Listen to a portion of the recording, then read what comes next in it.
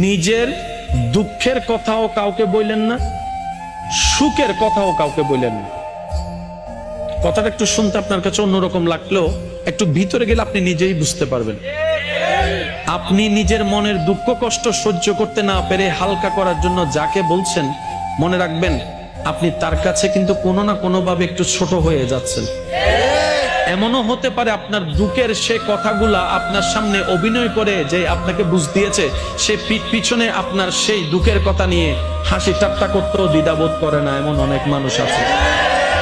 আপনি যাকে দুঃখের কথা বলে মনকে হালকা করার চেষ্টা করছেন, আপনার দুঃখের কথার সে দুঃখটা সে বুঝবে না, কারণ তার সাথে তো সেটা ঘটেনি। সেজন্য আপনাকে 3 মাস 4 মাস 3 বছর পরও হয়তো আঙ্গুল তুলে দেখাই দিতে পারে, সেই কথাটার কথা দিয়ে খোঁটা দিতে পারে। কথা বলেন ঠিক না? দুঃখের কথাও মানুষকে বলে শান্তি নেই।